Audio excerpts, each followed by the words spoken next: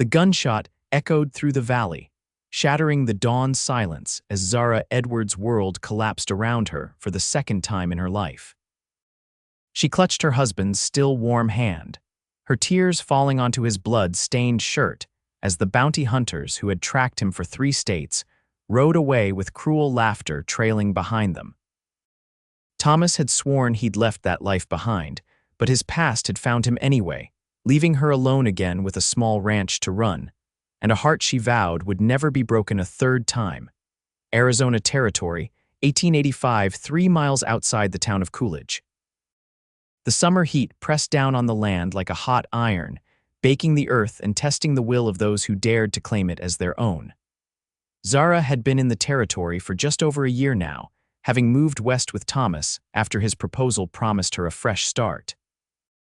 At 32, she had already buried one husband during the war and now stood over the grave of another, her slender fingers clutching a worn leather Bible as the last shovelful of dirt covered Thomas's pine coffin.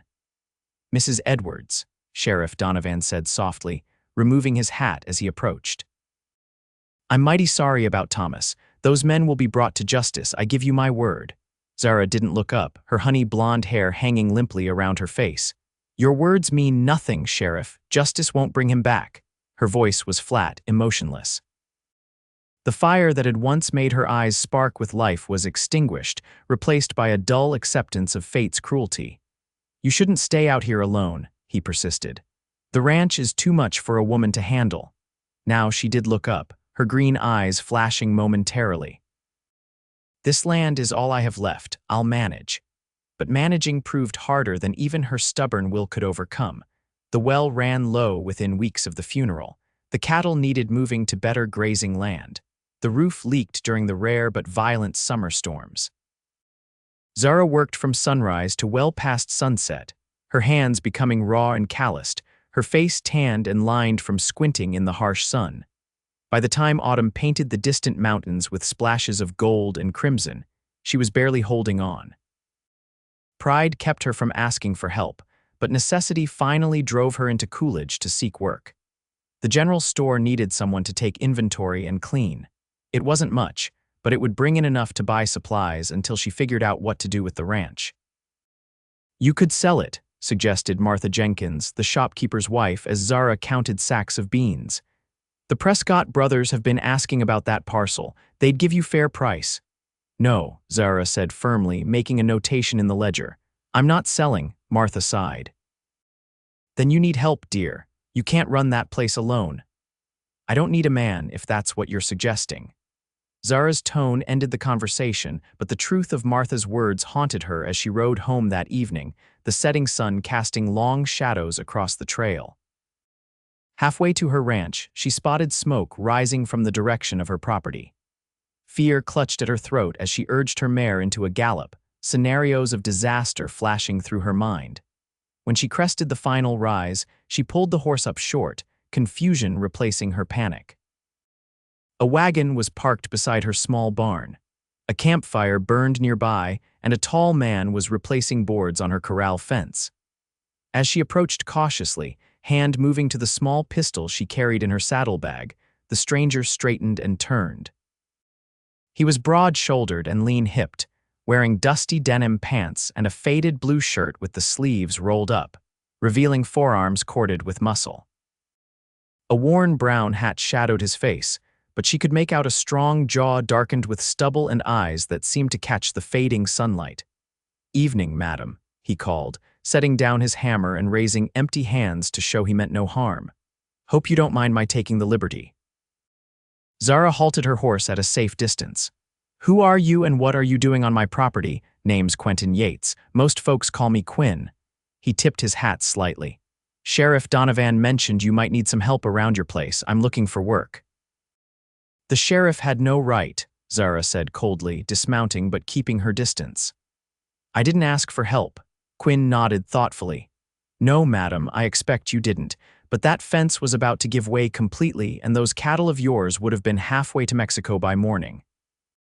Zara glanced at the corral. He'd replaced at least a dozen broken boards, and she had to admit the work was solid. Still, her pride stung at the implication she couldn't manage. I appreciate your concern, Mr. Yates, but I can't afford to hire help. Wasn't asking for money. He gestured toward his wagon. I need a place to stay for the winter before heading north to Wyoming in the spring.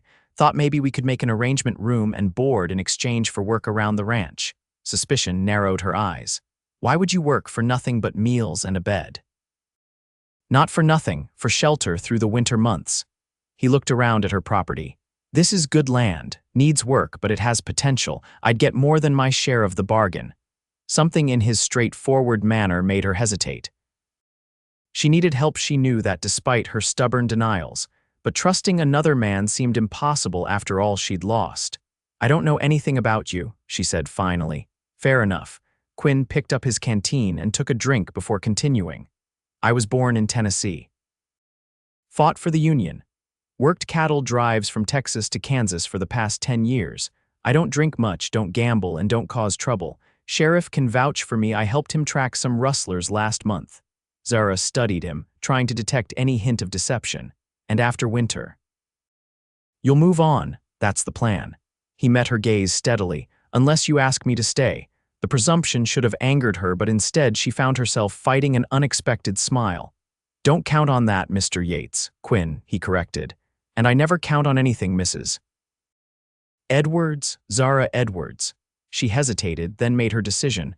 There's a room in the back of the barn. It's not much, but it's dry. That's all I need. He nodded, satisfaction evident in his expression. I'll finish this fence before dark. Tomorrow I can look at that roof. How did you know about the roof? He gestured toward the house. Bucket in your front room catching drips. Saw it through the window. Zara frowned. You went in my house. No, madam. Door was open when I rode up. I called out, then checked to make sure everything was all right when no one answered. He paused. Hope that wasn't overstepping. It was, but she couldn't fault his reasoning. She often left the door open to catch the breeze while she worked outside. In the future, Mr. Yates, Quinn, please respect my privacy. Yes, madam. He touched the brim of his hat again. I'll get back to work then. Zara led her horse to the barn, unsettled by this development, but unable to deny the relief she felt at having someone capable helping with the overwhelming tasks ahead. As she unsaddled her mare, she could hear him working, the steady rhythm of his hammer somehow reassuring. That night, she sat alone in her kitchen, listening to the sounds of Quinn settling into the barn room. Having another person on the property felt strange after months of isolation, but she reminded herself it was a business arrangement, nothing more.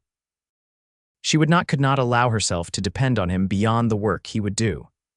When spring came, he would leave, just as he'd said, and her heart would remain safely guarded behind the walls she'd built. Morning arrived with the scent of coffee drifting from the direction of the barn. Zara dressed quickly and stepped onto her porch to find Quinn already at work, patching the roof of her chicken coop. A small fire burned near the barn where a pot of coffee sat on a flat stone. Morning, he called when he spotted her. Hope I didn't wake you. No, she replied, walking toward the fire. I'm usually up before dawn. Coffee's fresh if you'd like some. He climbed down from the coop roof with practiced ease. I'll need to head into town today for supplies if I'm going to fix that roof properly. Zara poured herself a cup, surprised at the rich aroma. I can't afford already taken care of, he interrupted. I've got credit at the mercantile. Consider it an investment in my winter accommodations. She wanted to argue but knew she was in no position to refuse. Thank you, she said stiffly. I'll pay you back when I can. Quinn's mouth quirked in a half-smile that softened his weathered features. No rush, Mrs. Edwards. Zara, she said impulsively. If you're going to be around all winter, Mrs. Edwards seems overly formal. Zara, he repeated, and something about the way her name sounded in his deep voice made her look away quickly. The next few weeks established a rhythm to their days. Quinn rose before dawn, had coffee ready by the time Zara emerged from the house, and then they would discuss the day's tasks. He repaired the leaking roof, reinforced the barn, and helped move the cattle to the lower pasture where winter grazing would be better. Zara continued working at the general store 3 days a week, grateful that the money could now go toward food and necessities rather than urgent repairs. They spoke little beyond what was necessary, but Zara found herself watching him when he wasn't looking. There was something compelling about the quiet confidence with which he approached each task, the respect he showed for her property and her boundaries, and the gentle way he handled the animals. As November brought cooler temperatures, Quinn began staying closer to the house in the evenings, often sitting on a log near the fire pit he'd built, whittling pieces of wood into small animal figures. Zara sometimes joined him, mending clothes or reading by the firelight. One such evening, as the first real cold front pushed through the territory, Quinn looked up from his carving to find her shivering slightly. "Winter's coming early this year," he observed, setting down his knife. "Might snow before Thanksgiving," Zara nodded, pulling her shawl tighter. The almanac predicted a harsh winter. Quinn studied her for a moment, then rose and added more wood to the fire. "Tell me about before," he said quietly, returning to his seat. "If you don't mind my asking, how did you end up here?" The question caught her off guard. They had carefully avoided personal topics, maintaining the distance of their arrangement. But something about the night, perhaps the dancing flames or the distant howl of a coyote, made her answer.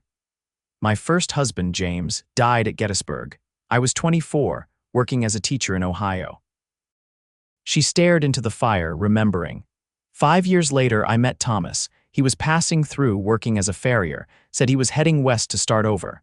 Quinn remained silent, but his attentive posture encouraged her to continue. "We married quickly, perhaps too quickly. Traveled west together, tried farming in Kansas before coming here." She sighed. "I learned after his death that he'd been running from something, the men who killed him. They said he'd stolen from their boss, that he wasn't who he claimed to be."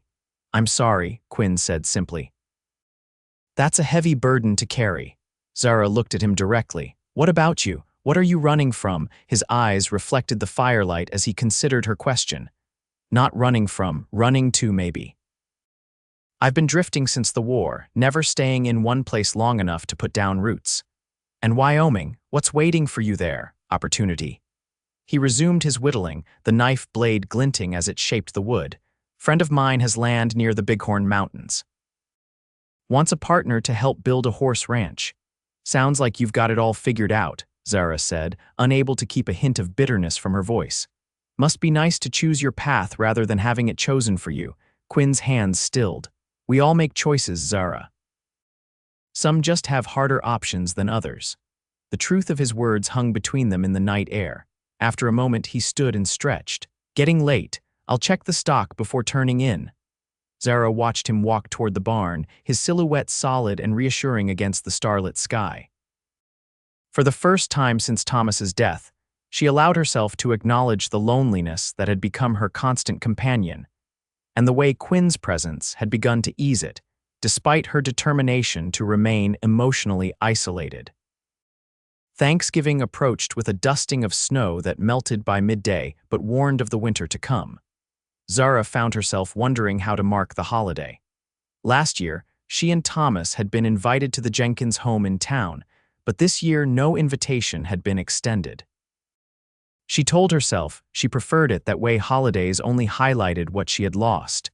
The day before Thanksgiving, Quinn returned from town with more than the usual supplies. He carried a small turkey, cranberries, potatoes, and even the makings for pie. "What's all this?" Zara asked as he unloaded the goods on her kitchen table. "Thought we might have a proper dinner tomorrow," he said with a casual shrug that didn't quite hide his uncertainty. Unless you had other plans, the consideration behind the gesture touched her more than she wanted to admit. No other plans, but you didn't have to, wanted to," he interrupted. "Besides, I haven't had a home-cooked holiday meal in years. Selfish on my part, really." His self-deprecating smile cracked something in Zara's carefully constructed defenses. "I'm not much of a cook," she warned. "Better than me, I'd wager." He headed for the door. "I'll handle the outside chores early tomorrow so we can eat midday if that suits you." "Yes, that would be fine." She watched him go, then turned to the ingredients on her table with a mixture of trepidation and determination. It had been so long since she'd cooked for anyone but herself, and longer still since she'd celebrated anything. The next day, Quinn appeared at her door promptly at noon, freshly shaved and wearing a clean shirt she hadn't seen before. His hair, usually hidden beneath his hat, was damp and combed back from his forehead, revealing strands of silver among the brown. "Something smells amazing," he said, removing his hat as he stepped inside. Zara felt suddenly self-conscious in her best dress, a simple blue calico she rarely wore anymore. "I hope it tastes as good as it smells. I'm a bit out of practice." The small table was set with her good dishes, wedding gifts she'd carefully transported across half the country. The turkey, though modest in size, had browned nicely, and the rest of the meal was simple but plentiful. Quinn held her chair for her, a courtesy she hadn't experienced in some time. As they began to eat, an awkward silence fell until he cleared his throat. "My mother always had us say what we were thankful for before holiday meals," he said. "Would you mind if I—" Zara nodded her permission, curious about this glimpse into his past. "I'm thankful for shelter from the coming winter," he began, his voice low and sincere, "for work that matters. And for the chance to spend this day with good company." His eyes met hers across the table, and Zara felt warmth spread through her chest that had nothing to do with the fire in the hearth. She swallowed hard. "I'm thankful for the repairs to my roof," she said, attempting to lighten the moment. "And for not having to eat alone today." The meal progressed more comfortably after that. Quinn complimented her cooking repeatedly, and Zara found herself relaxing, even laughing at his stories of disasters on cattle drives and the characters he'd met in his travels. As dusk fell, they sat before the fire with slices of apple pie. Outside, the wind picked up, whistling around the corners of the house and promising snow before morning. "Thank you," Zara said softly. "This was nice. I'd forgotten what it feels like to celebrate anything." Quinn studied her face in the firelight. "Loss has a way of making us forget the simple pleasures. Took me years after the war to remember how to enjoy a sunset or appreciate music." "What changed?" she asked. He considered the question carefully. "Time helped. But mostly it was allowing myself to feel anything again, even if it meant risking more pain." His words hit too close to the walls around her heart. Zara stood abruptly. "It's getting late. I should clean up." Quinn rose as well. "Let me help." They worked side by side in companionable silence, washing and drying the dishes. As Zara reached to put away the last plate, their hands brushed. She pulled back as if burned, nearly dropping the dish. Quinn caught it deftly. "Careful," he murmured, placing it safely on the shelf. He stood close enough that she could smell the faint scent of soap from his earlier washing up, could feel the warmth radiating from his body in the cooling kitchen. "I should go," he said, but made no move to leave. Zara knew she should step back, maintain the careful distance she'd established. Instead, she found herself looking up at him, at the kind eyes that had never demanded anything from her, at the mouth that spoke honestly but never cruelly. "Yes," she whispered, but didn't move either. For a breathless moment, she thought he might kiss her. Part of her apart she'd thought long dead wanted him to.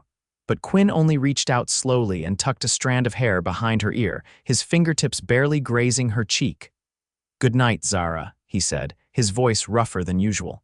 "Thank you for the meal and the company." Then he was gone, the door closing softly behind him, leaving Zara standing in her kitchen with her heart beating too fast and her carefully constructed walls showing their first real cracks. The snow Quinn had predicted began falling heavily during the night, and by morning, several inches covered the ground with more coming down.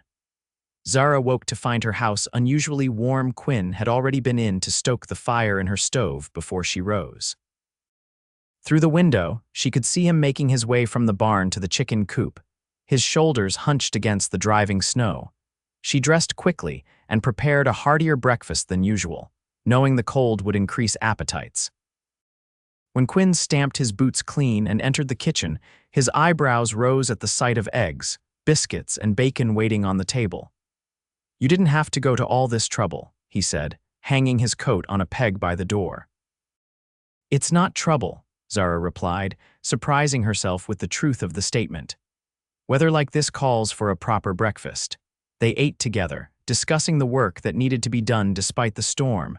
The cattle would need extra feed since grazing would be difficult. The chicken coop required reinforcement against the wind. Water troughs would need to be checked regularly to prevent freezing. "I'd rather you didn't go to town until this passes," Quinn said as he rose to leave. Trail gets treacherous in these conditions. I wasn't planning to, Zara assured him. Martha knows I won't come in during bad weather. He nodded, relieved. If you need anything from the barn, call for me. Ground's slippery. His concern should have irritated her. She'd been managing on her own for months before his arrival, but instead, she found it comforting. I'll be careful, she promised. The storm continued for 3 days, trapping them on the ranch. Quinn checked on Zara several times each day, bringing in firewood and making sure her stove stayed lit. In the evenings, he began staying longer in the house, teaching her to play chess with a battered set he'd carried in his wagon, or simply sitting companionably as she read aloud from one of her few books. On the third night, as wind howled outside and snow piled against the windows, Zara closed her book and looked across at Quinn, who was repairing a bridle by the fire. "Why did you really come here?" she asked suddenly. "There must be 100 ranches between here and Wyoming where you could have wintered." Quinn's hands stilled on the leather. He didn't look up immediately, and when he did, his expression was contemplative. Truth, always. He set the bridle aside and leaned forward, elbows on his knees. "I was passing through Coolidge, heard about a widow struggling to keep her place going. Reminded me of my sister after her husband was killed. No one helped her pride, wouldn't let her ask, and neighbors assumed she'd sell and move back home." He paused. "She lost everything. I wasn't there when it happened. Been trying to make up for that ever since, I suppose." The honesty in his voice touched Zara deeply. What happened to her? Pneumonia, winter of 71. His eyes held old sorrow. She'd been working in a laundry, living in a room not much bigger than a closet. By the time I found out she needed help, it was too late. "I'm sorry," Zara said softly. Quinn shrugged, the movement not quite hiding his regret. "Life's full of things we wish we'd done differently." He looked at her directly. "When I rode up that first day and saw you fighting so hard to hold onto this place alone, I couldn't ride away. Not this time." The revelation of his motives should have made her feel like a charity case, but instead, Zara found herself moved by his desire to help when he couldn't help the person who had mattered most to him. "What was her name? Your sister?" "Rebecca." His voice softened around the name. "Everyone called her Becky. She was a lot like you, actually stubborn, brave, never let anyone see when she was hurting." Zara felt tears threatening and blinked them away. "Thank you for telling me, and thank you for staying." Their eyes held across the room, something unspoken passing between them. Quinn broke the moment first, returning to his work on the bridle with hands that weren't quite steady. "Storm's letting up," he said after a while. "Should be able to get into town tomorrow if you need anything." Zara nodded, reopening her book, but not really seeing the words. The warmth in her chest had nothing to do with the crackling fire and everything to do with the man sitting across from her, a man who had come into her life unexpectedly, and was becoming more necessary to her than she wanted to admit. The days after the storm were busy with clearing paths, checking fences buried under drifts, and ensuring the animals remained healthy. Quinn worked tirelessly, often returning to the barn after dark, exhausted but satisfied with the progress. Zara resumed her work at the general store once the roads were passable, bringing back news and gossip from town.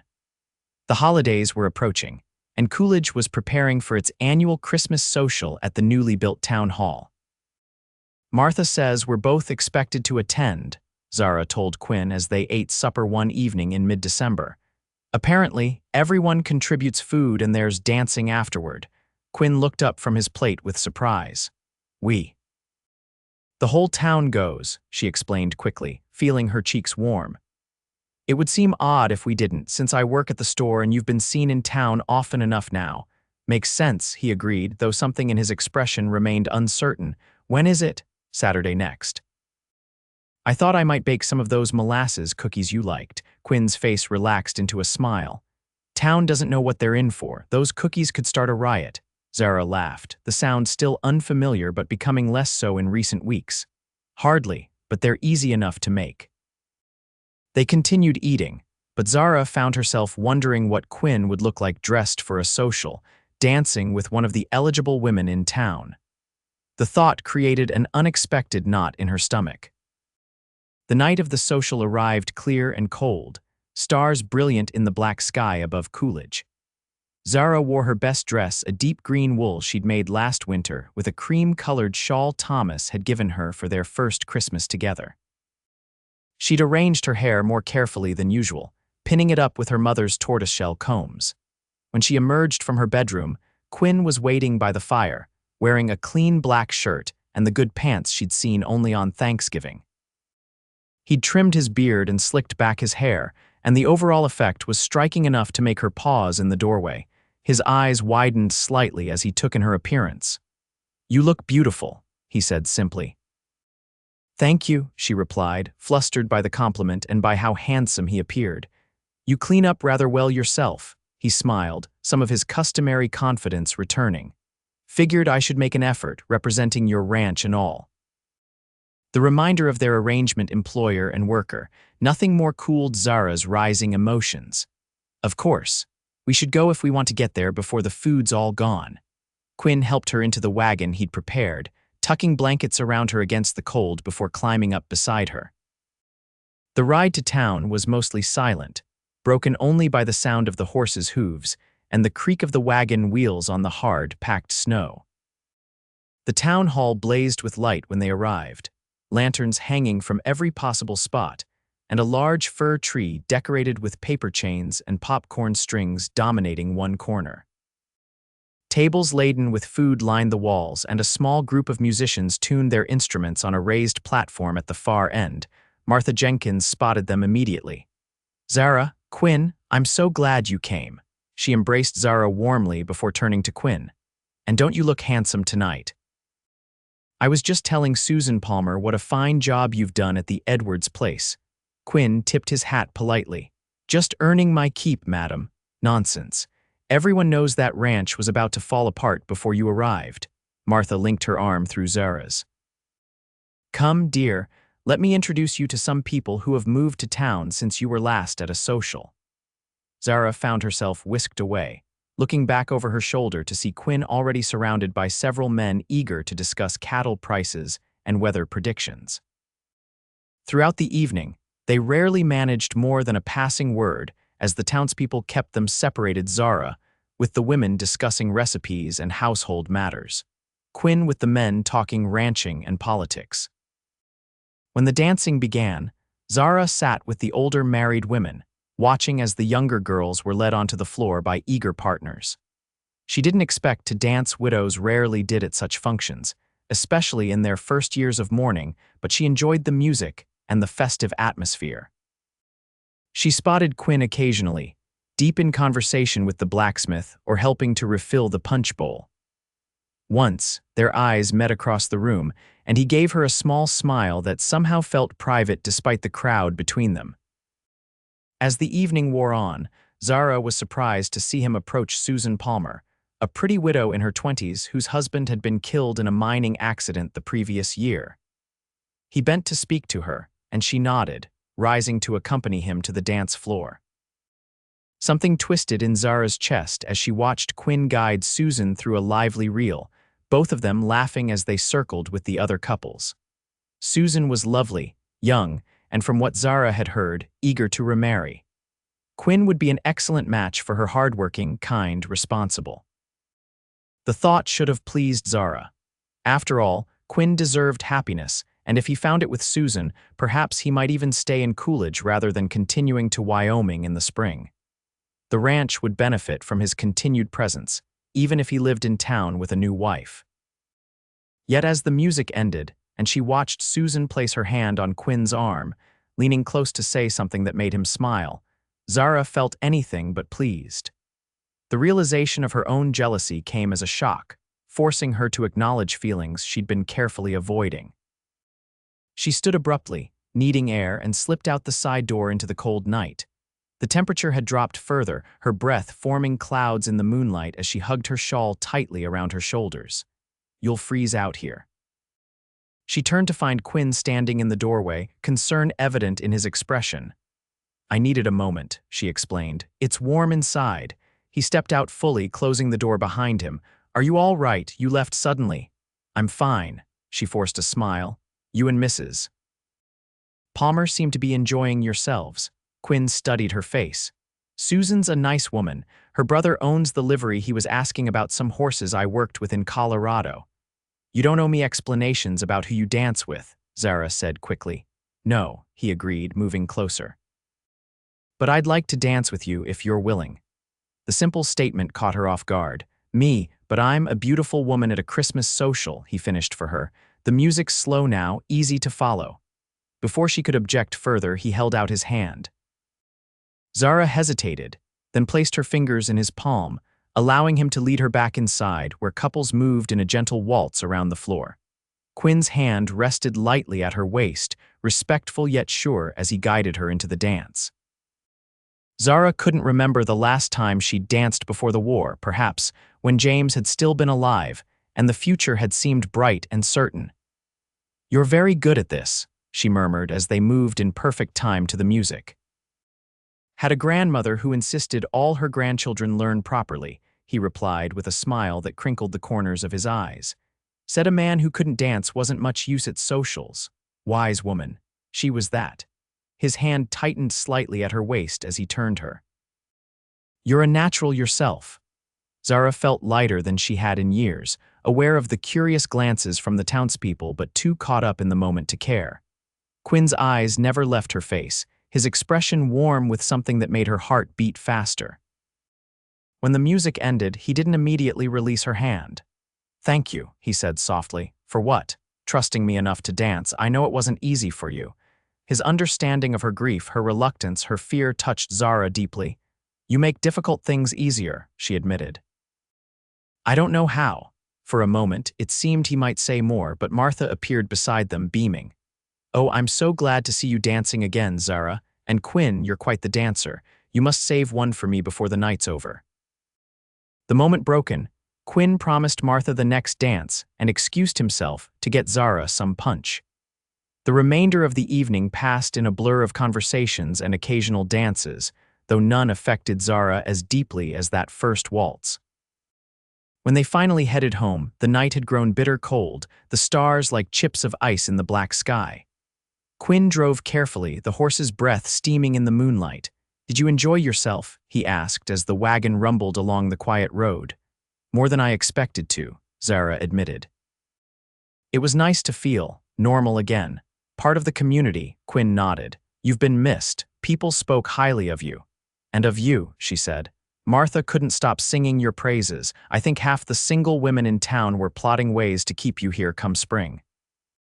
Even in the dim light, she could see his smile. Only interested in one woman's opinion on that matter. The implication hung in the air between them, neither acknowledging it directly but both acutely aware of its presence.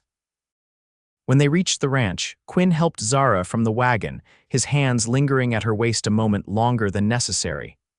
Thank you for tonight, she said, reluctant to end the evening. Thank you for the dances, he replied. Been a long time since I had such a willing partner. The double meaning in his words wasn't lost on Zara. She looked up at him, moonlight silvering his features, and felt the walls around her heart thinning dangerously. Good night, Quinn, she whispered, then turned and hurried into the house before she could do something reckless like ask him to come inside. As she prepared for bed, Zara's thoughts remained fixed on Quinn, on his smile as they danced, on the gentle strength of his hands at her waist, on the way his eyes had never left her face. For the first time since Thomas's death, she allowed herself to imagine a future that included someone else, someone steady and honest and kind. The thought terrified her. Christmas arrived with another light snowfall that transformed the landscape into a glittering wonderland. Zara woke early, memories of holidays past threatening to dampen her spirits, until she spotted a small package outside her door, wrapped in brown paper and tied with twine. Inside was a delicately carved wooden box with a hinged lid. When she opened it, a soft melody began to play, a music box, crafted from the wood Quinn had been whittling for weeks. The detail was exquisite, prairie flowers and mountains etched into the sides, her initials worked into the design. Tears filled her eyes as she realized the time and care such a gift represented. She dressed quickly and went outside to find Quinn in the barn, already tending to the morning chores. "Merry Christmas," he said when he saw her, Wiping his hands on a rag, Zara held up the music box. "It's beautiful, I don't know what to say. You like it then?" His expression held a trace of uncertainty. "It's the most thoughtful gift I've ever received." She ran her fingers over the detailed carving. "How did you make the music part?" "Traded some work for the mechanism from a clockmaker passing through town." Quinn smiled, clearly pleased by her reaction. "Seemed like something you might enjoy on quiet evenings." "I have something for you too," she said. "It's not nearly as special, but—" She handed him a package containing a new woolen scarf she'd knitted in the evenings while he worked outside, along with a pair of leather gloves she'd saved for weeks to purchase. Quinn accepted the gift with genuine appreciation, immediately wrapping the scarf around his neck. "Perfect timing," he said, his voice warm. "My old one was more holes than yarn at this point. The gloves should fit. I noticed your others were worn through at the fingers. These are fine quality." He flexed his hands in them, looking genuinely touched. "Thank you, Zara." They stood in the barn doorway, morning sun casting long blue shadows across the snow, something unspoken but powerful growing between them. Zara thought he might reach for her then, might close the distance that seemed to be shrinking by the day. Instead, he cleared his throat and nodded toward the house. "I've got a surprise for dinner if you're agreeable. Thought we might celebrate properly." "I'd like that," she said, holding the music box close to her chest like a treasure. That evening, Quinn prepared a Christmas feast that surpassed their Thanksgiving meal, a roast he'd been saving, potatoes, carrots, and even a small plum pudding he'd bartered for in town. They ate by candlelight, the fire crackling in the hearth and the music box playing softly on the mantel. As they finished their meal, Quinn reached across the table and gently took Zara's hand in his. "I have a confession," he said, his voice low and serious. Her heart stuttered. "What is it?" "I've been thinking about Wyoming less and less." His thumb traced circles on her palm, sending shivers up her arm. "Found myself wondering what it might be like to stay in Arizona, here with you." Zara felt as if the ground had shifted beneath her. "Quinn, you don't have to say anything," he interrupted. "I know it's too soon. Know you've been hurt too deeply to trust easily. I just wanted you to know that when spring comes, I don't have to leave. Not if you want me to stay." The offer for that's what it was hung in the air between them, heavy with possibility and fraught with risk. Zara looked at their joined hands, at the strong fingers that had worked tirelessly to rebuild her ranch, at the gentle touch that asked for nothing but offered everything. "I'm afraid," she admitted finally, her voice barely above a whisper. "Of what?" he asked, equally soft. "Of believing in something that might disappear, of trusting and being wrong again." She met his gaze. "Of feeling anything at all," Quinn nodded, understanding in his eyes. "I know about fear, Zara, lived with it long enough after the war. Kept moving so I wouldn't have to face losing anything else that mattered. What changed? Met a stubborn widow who taught me some things are worth the risk." His smile was gentle. "I'm not asking for promises, just asking you to consider the possibility, that's all." Zara took a deep breath, gathering her courage. "I've been considering it more than I should, more than is wise." Hope flickered in his eyes. "Then I'll count myself fortunate." He raised her hand to his lips and pressed a kiss to her knuckles, the gesture so tender it brought tears to Zara's eyes. When he released her, she felt the absence of his touch like a physical loss. "Thank you for Christmas," she said, unable to find words for the emotions swirling within her. "For everything," Quinn stood, gathering their plates. "Thank you for giving me somewhere to belong, even if just for a season." As he moved around her kitchen, comfortable and familiar now, Zara watched him with new eyes, seeing not just the hired help who had become a friend, but a man who might become something more if she found the courage to let him. January brought bitter cold and hard work. The cattle required constant attention as temperatures dropped dangerously low. Quinn worked from before dawn until well after dark, often returning to the barn with his beard rimed with ice and his fingers stiff despite the new gloves. Zara worried about him working in such conditions, and began leaving hot meals in covered dishes for him to find when he came in. Sometimes she would watch from the window as he trudged through the snow, shoulders hunched against the wind, and feel a surge of emotion that was becoming increasingly difficult to deny. Since Christmas, something had shifted between them, a new awareness, a careful testing of boundaries.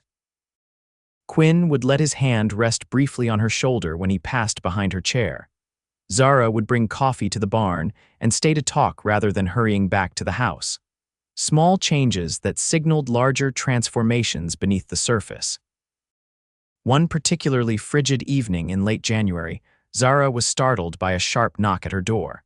Quinn never knocked that urgently unless something was wrong. She opened it to find him supporting one of the young calves, its spindly legs barely able to hold its weight. "Found her half frozen in the north pasture," he explained, guiding the animal inside. "Mother died in the night. She won't make it in the barn, too cold." Without hesitation, Zara cleared a space near the fire. "Bring her here, I'll get blankets." They worked together to warm the calf, rubbing its legs and wrapping it in blankets. Quinn mixed milk with molasses while Zara coaxed the animal to drink from a shallow pan. For hours, they took turns watching over the calf, talking quietly as the night deepened around them. "My father would have said this was foolishness," Zara said as midnight approached. "Bringing livestock into the house." Quinn smiled tiredly. "Mine would have done the same thing and then denied it come morning. Do you miss them, your family?" "Sometimes." He adjusted the blanket around the calf, which was sleeping more peacefully now. "Pa died before the war. Mother passed while I was serving. By the time I got home, the farm had been sold for taxes and my siblings scattered." He looked up at her. "What about you? Any family left?" Zara shook her head. "No siblings. Parents gone before I met James. There was an aunt in Philadelphia, but we lost touch years ago." "Must be lonely sometimes," he observed. "It was," she agreed, meeting his gaze steadily. "Less so now." The admission hung in the air between them, weighted with meaning. Quinn reached across the sleeping calf and took her hand, his thumb tracing the lines of her palm as he had on Christmas night. "Zara," he began, his voice rough with emotion. "Don't," she whispered, not pulling away but not ready to hear whatever he might say. "Not yet," he nodded, understanding in his eyes. "When you're ready, then." The calf stirred, breaking the moment. By morning, the animal was strong enough to stand, its chances of survival greatly improved. Quinn carried it back to the barn as the sun rose, promising to check on it throughout the day. As January gave way to February, the worst of winter's grip began to loosen. The days grew marginally longer, the sun a little warmer when it broke through the clouds. Zara found herself watching the changing season with mixed emotions, relief at winter's passing but anxiety about what spring would bring. Despite Quinn's words at Christmas, he had made no definitive statement about staying beyond their original arrangement. Sometimes Zara caught him looking west toward distant mountains, his expression unreadable, and fear would clutch at her heart. Valentine's Day arrived with no acknowledgement from either of them.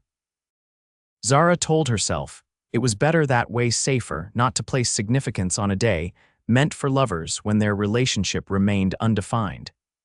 Yet she couldn't help feeling disappointed when the day passed like any other. The following evening, however, Quinn appeared at her door after chores, holding a small bundle wrapped in cloth. "Found these growing in that sheltered spot behind the chicken coop," he said, unfolding the cloth to reveal early spring wildflowers, tiny but vibrant against the white fabric. "Thought you might like them." The simple gift, more meaningful than any store-bought Valentine, brought a lump to Zara's throat. "They're beautiful," she managed, taking them carefully. "I didn't think anything would bloom for weeks yet." "Some things are determined to grow, no matter how harsh the winter." Quinn's eyes held hers. "Reminds me of someone I know." Zara placed the flowers in a small jar on her table, touched by the gesture and by the sentiment behind it. "Would you like to stay for supper?" she asked, the invitation different somehow from their usual shared meals. "I'd like that very much," he replied, understanding the distinction. That night, they talked for hours, sharing stories they'd never told each other before, of Quinn's dreams before the war shattered them, of Zara's childhood in Ohio, of the years between then and now that had shaped them both. When Quinn finally rose to leave, he paused at the door. "Zara," he said softly, I know you're still afraid, still uncertain, but I want you to know that whatever you decide come spring, these months have been a gift I never expected." She crossed to him slowly, her heart pounding. "And if I asked you to stay," hope brightened his eyes, "then I would." "Gladly." Zara took a deep breath, gathering her courage. "I'm not ready to make promises, but I don't want you to leave." Quinn reached out, gently touching her cheek. "That's enough for now." The moment stretched between them, taut with possibility. Then, with infinite care, he leaned down and pressed his lips to hers, a kiss so tender it brought tears to her eyes. When he drew back, his expression was solemn. "Good night, Zara," he whispered. "Sweet dreams." After he left, Zara stood for a long time looking out the window at the stars, her fingers touching her lips where she could still feel the warmth of his kiss. For the first time in years, the future seemed full of possibility rather than dread. March arrived with warming temperatures and the first real signs of spring. The pastures began to green, and new calves tottered beside their mothers.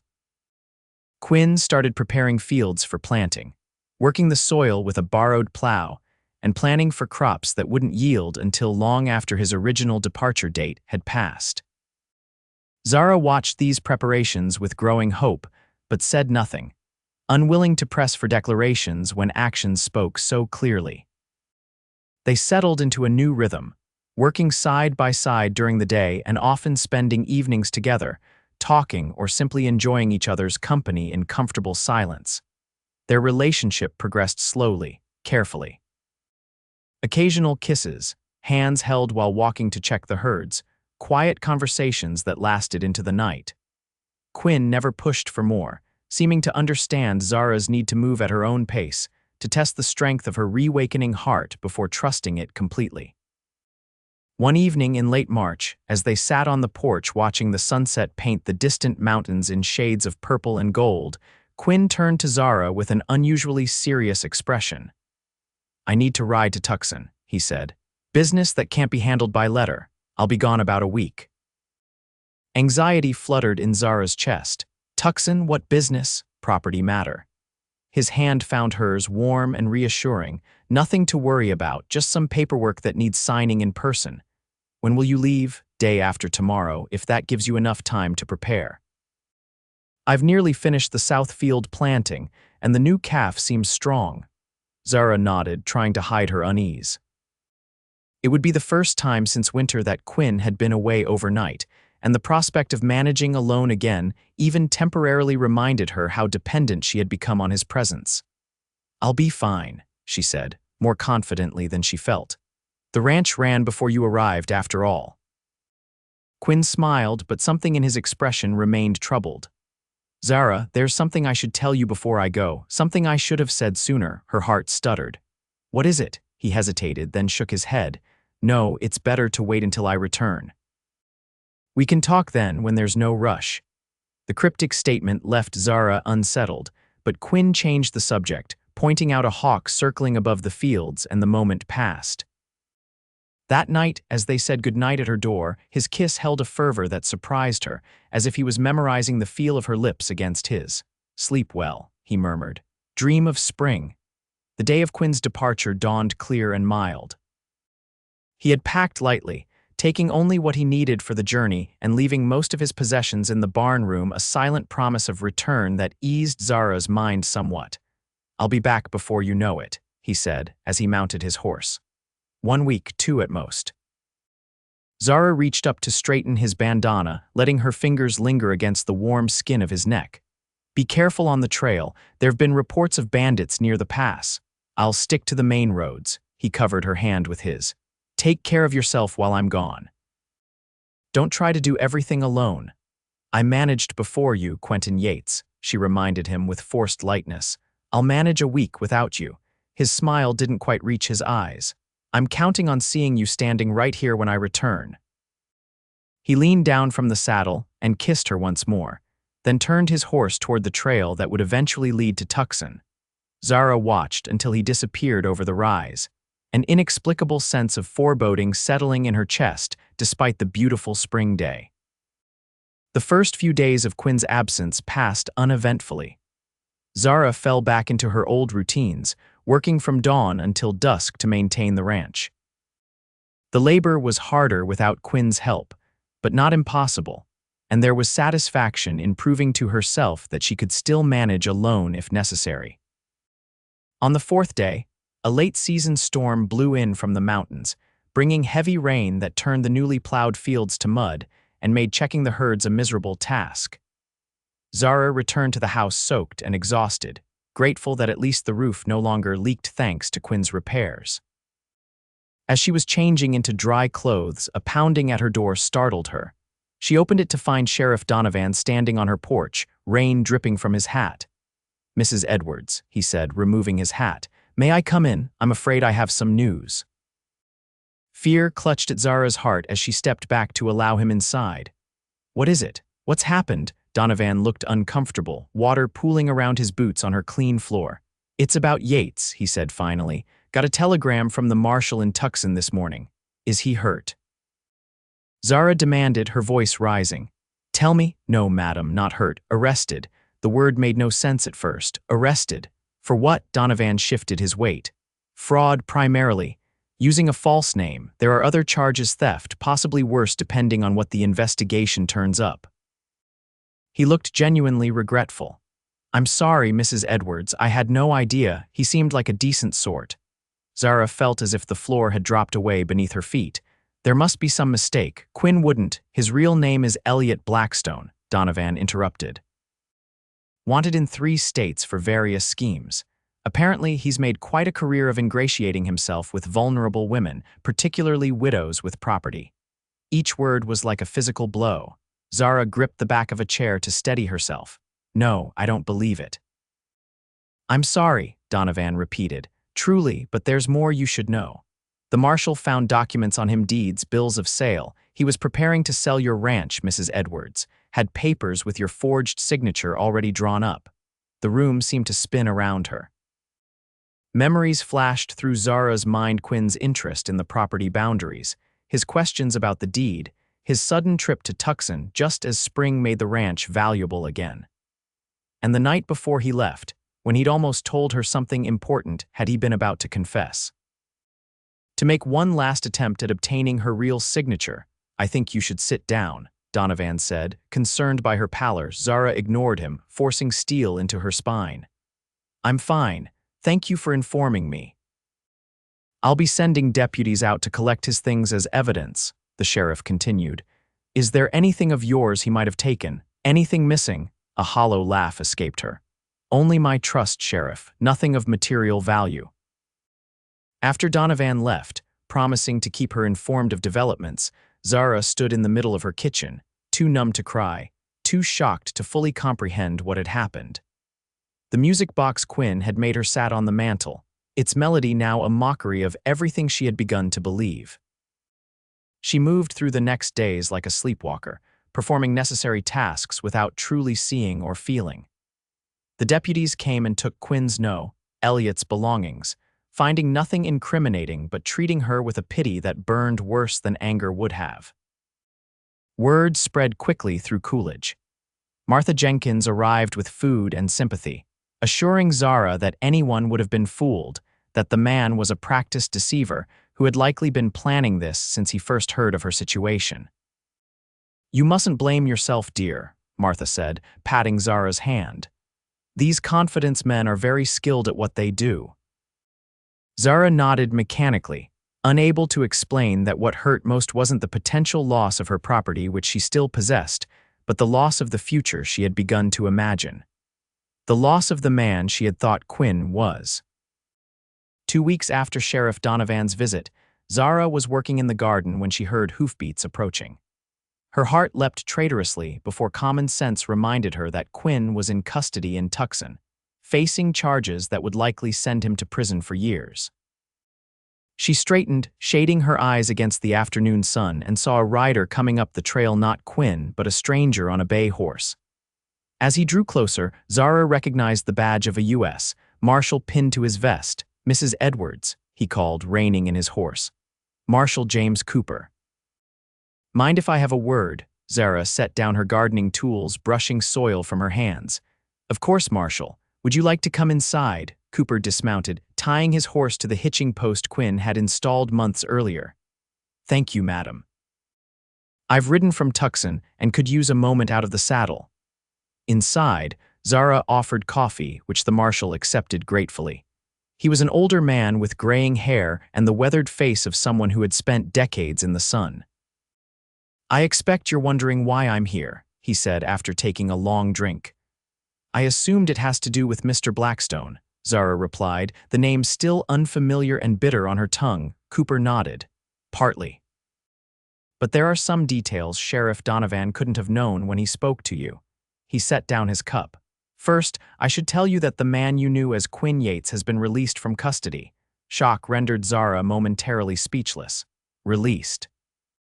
But the charges were largely withdrawn. Cooper held up a hand to forestall her questions. "His real name is indeed Elliot Blackstone, that much is true, and he has operated under various aliases in the past, including Quinn Yates." "Then why release him?" Zara demanded. "Because it appears that, in this instance, he was not engaged in criminal activity." The marshal's steady gaze held hers. "The papers found in his possession were not forgeries of your signature, Mrs. Edwards.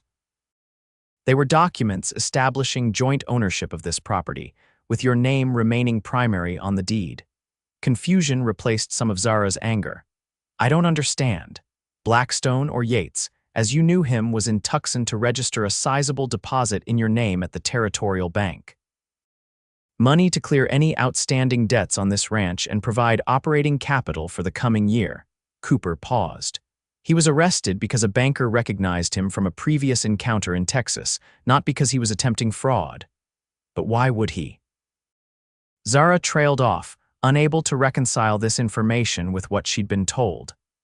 "As for his history," Cooper continued, "it's complicated. He has indeed used false names and engaged in questionable activities, particularly during the years immediately after the war. But for the past 5 years, he's been working with us occasionally, providing information on criminal operations." "He's an informant?" Zara asked incredulously. "Of sorts. He has certain skills and connections that have proven useful. In exchange, we've overlooked some of his earlier indiscretions." The marshal studied her face carefully. "He asked me to give you this."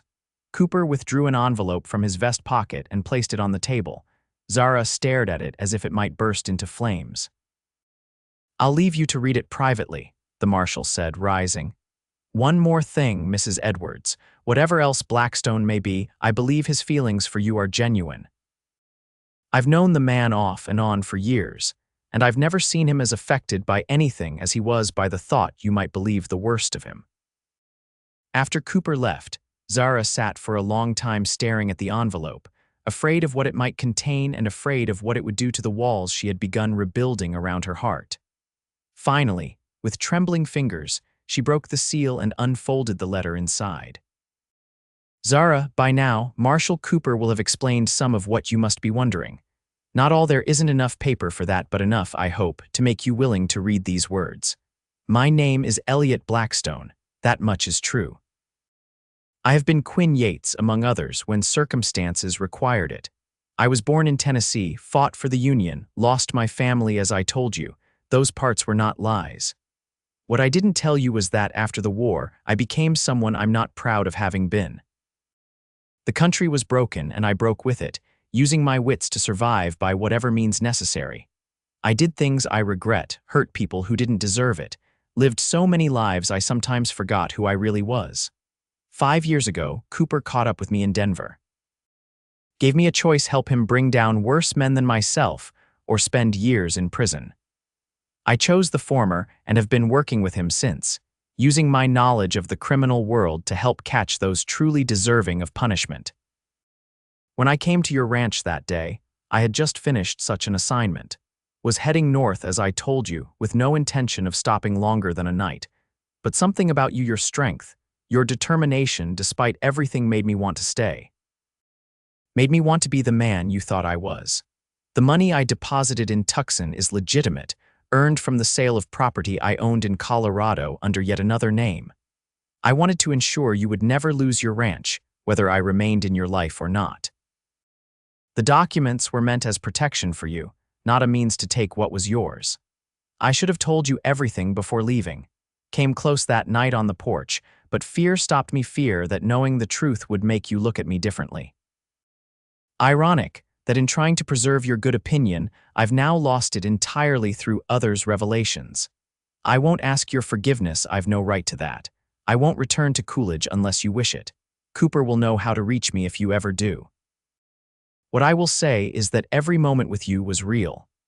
Every word, every touch, every promise for the future, those came from the heart of the man I've been trying to become, not the man I once was. You taught me that some things are worth the risk of pain.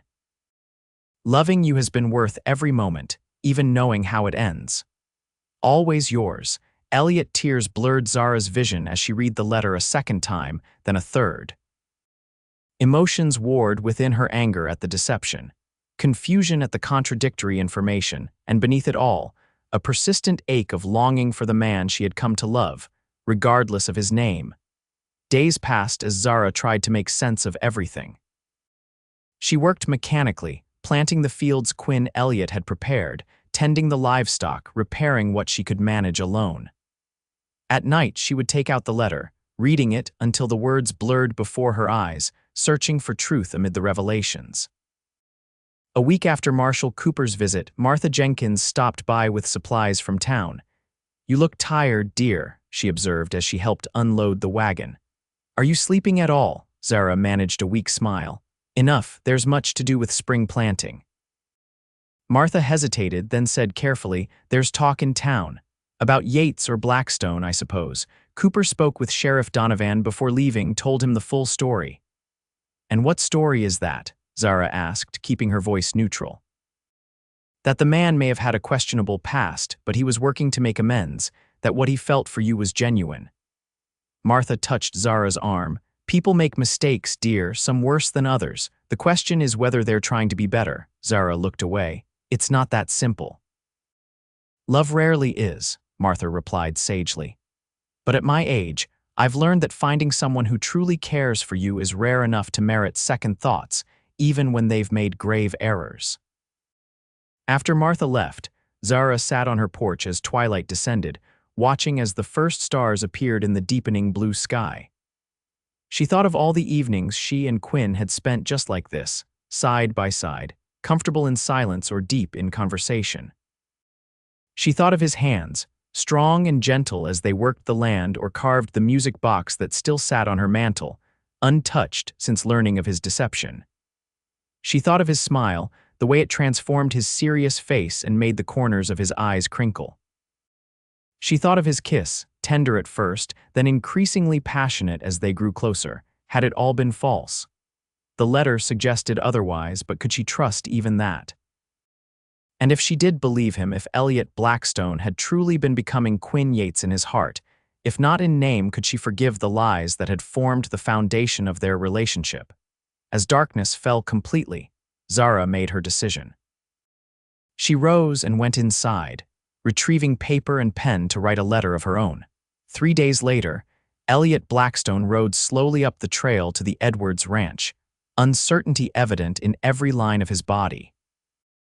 The spring evening was warm, birds calling from the trees as he approached the house where lights glowed in the windows.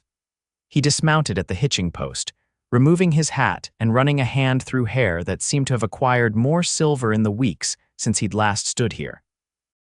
Taking a deep breath, he walked to the porch and knocked on the door he had once entered freely. Zara opened it almost immediately, as if she had been waiting. She wore the green dress from the Christmas social, her hair loose around her shoulders the way he had always preferred it. Her expression was guarded but not hostile.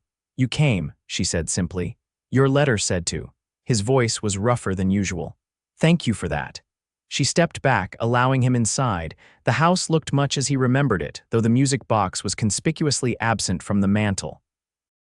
"Would you like coffee?" Zara asked, formality a shield between them. "Please."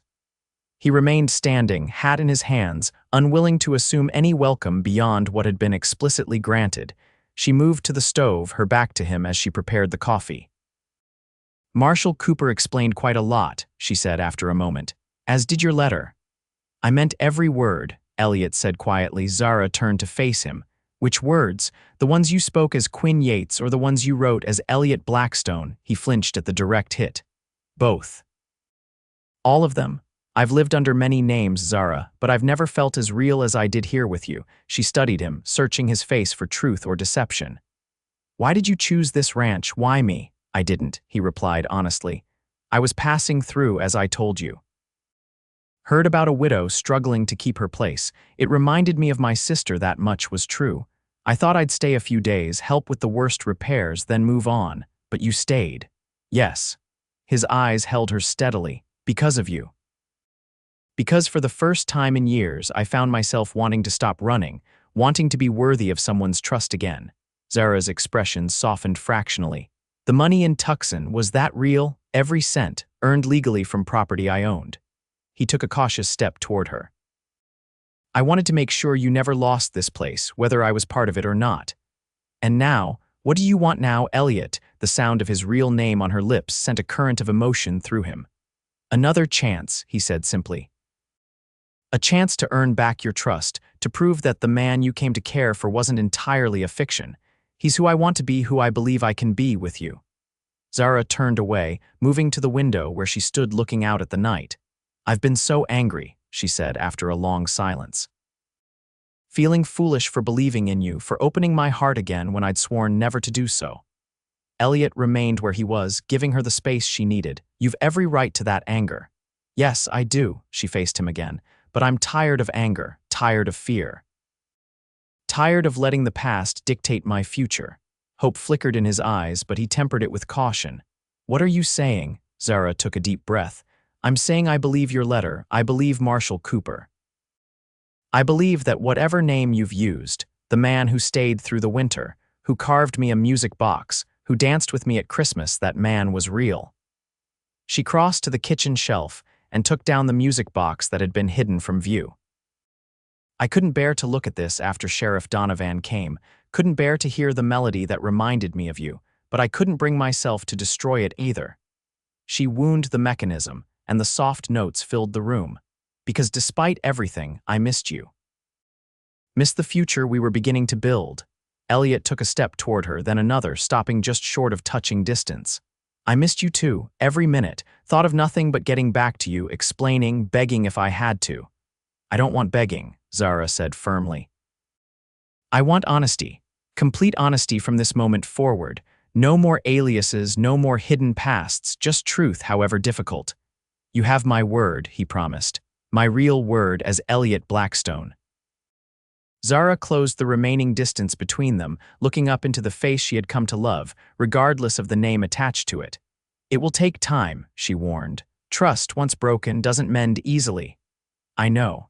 His voice was rough with emotion. I'm willing to take however long it takes.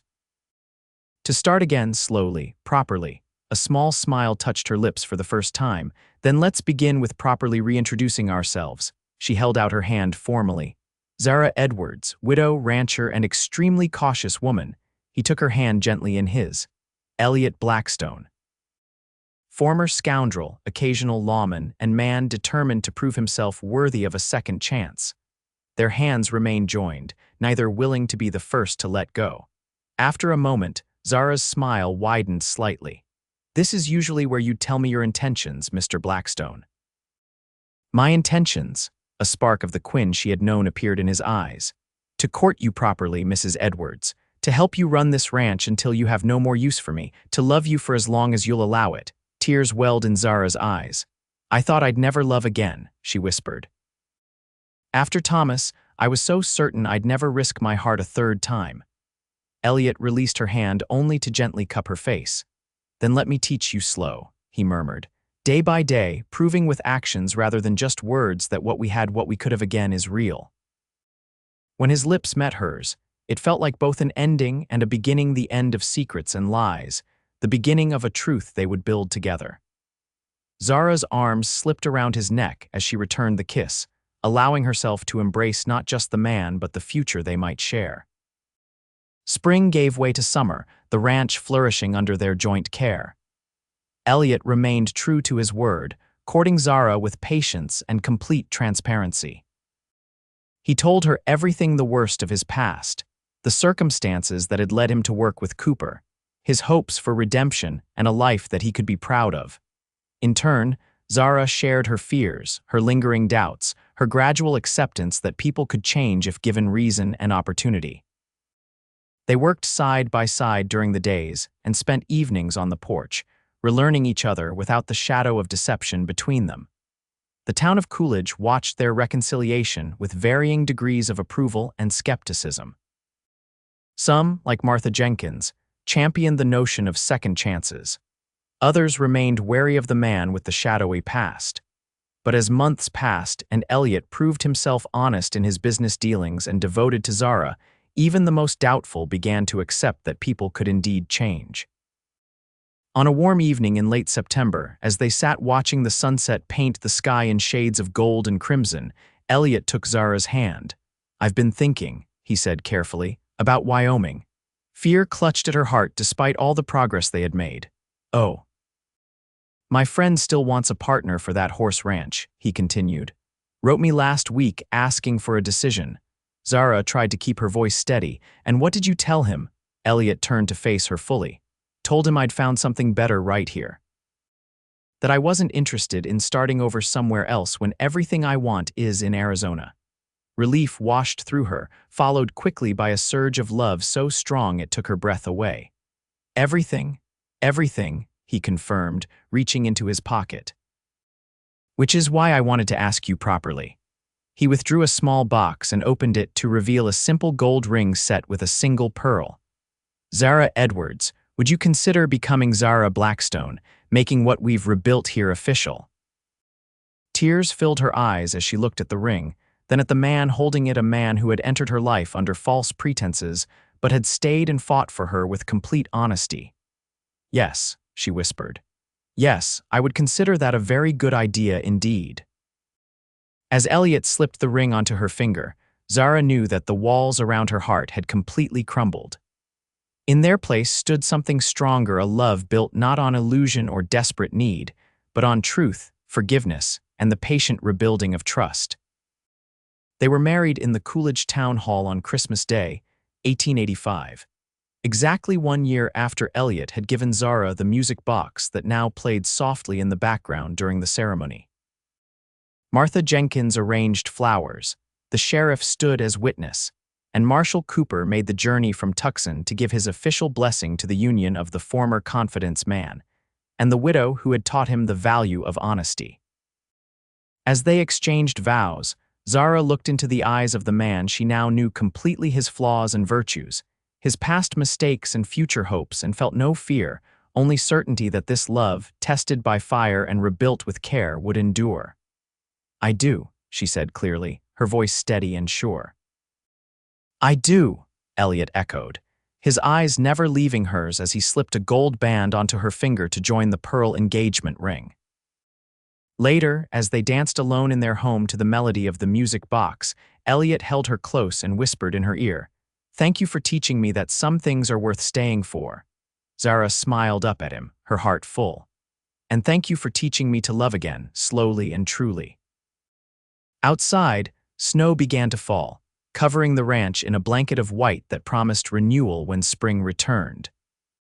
Inside, Zara and Elliot Blackstone continued their dance, no longer afraid of the past or the future, secure in the knowledge that the love they had built together was strong enough to weather any storm. In the years that followed, the Edwards Blackstone Ranch became one of the most prosperous in the territory. They added a breeding program for quality horses, Elliot's experience combining perfectly with Zara's determined management. Their reputation for fair dealing and excellence spread throughout Arizona and beyond. 2 years after their wedding, Zara gave birth to their first child, a son they named James, after her first husband, and in recognition of the path that had ultimately led her to happiness again. A daughter, Rebecca, followed 18 months later, named for Elliot's sister and carrying her spirit in her determined little face. Marshal Cooper remained a friend, occasionally visiting with news of former associates from Elliot's past life. Some had met justice, others had found their own paths to redemption. Each story served as a reminder of how far Elliot had come from the man he once was. The music box remained on their mantel, played each Christmas as a reminder of beginnings and second chances. And each night, as they lay together in the quiet darkness of their bedroom, Elliot would hold Zara close and whisper, "Still love you," to which she would always reply, "Always will." For a woman who had once believed her heart forever closed to love, and a man who had never stayed in one place long enough to call it home, their life together was the greatest testament to the power of forgiveness, honesty, and the courage to begin again slowly, patiently, and with complete trust in the promise of tomorrow.